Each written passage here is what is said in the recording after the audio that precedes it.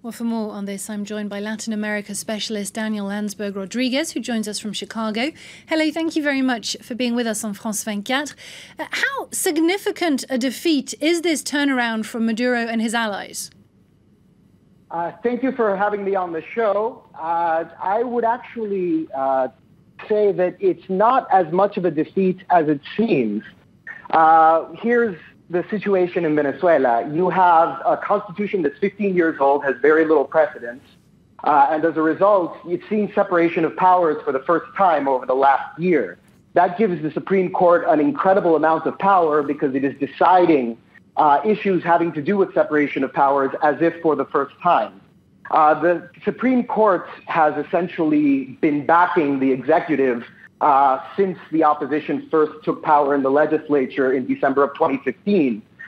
They have not, to the best of my knowledge, actually accepted a single law that the opposition has attempted to pass. Most have been struck down as unconstitutional.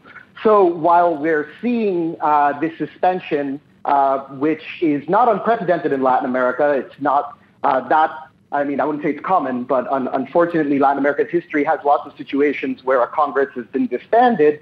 This is the first time in recent history, at least, that there wasn't a crisis leading up to it. This was a bit of a manufactured crisis as a result, which allows the government to get certain things done that it had to do in the window during which the suspension took place. It's political theater, essentially. But is Venezuela used to seeing the authorities so divided? I mean, this U-turn has exposed something we're not used to seeing. That is absolutely true. And the real story is the Fiscal Ortega, the prosecutor general of the Republic, has spoken out, which is very unusual given the lockstep in which traditionally Chavismo has operated. That said, the story that Maduro backed away from the decision of the Supreme Court under international pressure, I would actually reject that on its premise. I think that this was largely orchestrated. It's a way of sowing new divisions within the opposition by catching them off guard. And crucially, as we've seen with the protests in Venezuela particularly, political crises have tended to only get the middle class into the streets protesting. The middle class has been protesting in the streets on and off, but regularly since Chavez first came to power in 1998, and it's something that the government doesn't really have to worry about. The economic crisis, which should be the real story, gets overshadowed by political crises when it's the economy that can actually get the masses into the street, which is the one thing that the government truly has to fear. So if this is orchestrated and perhaps a sleight of hand, people are again gathering in Caracas. How might the opposition take this opportunity to pile fresh pressure on Maduro and turn the tide? That's a fantastic question, and one that I know them themselves to be struggling with as we speak.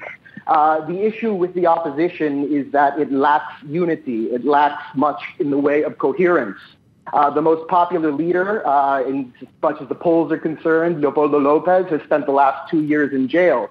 The opposition is made up of over a dozen parties and at least 4 or 5 largish parties that can agree on very little. The reaction to Maduro's surprise, or the Supreme Court surprise decision in Maduro's favor, led to no less than 4 overlapping press conferences by various parts of the opposition trying to make their message known that was not coordinated. These are the types of fissures that Chavismo has been able to take advantage of historically, and which makes it difficult for the opposition to really propose a united message that would allow them to compete outside of the traditional bastions of opposition, even against a very unpopular regime. And which is really the sad thing about this, is that if Venezuela's government spent half as much time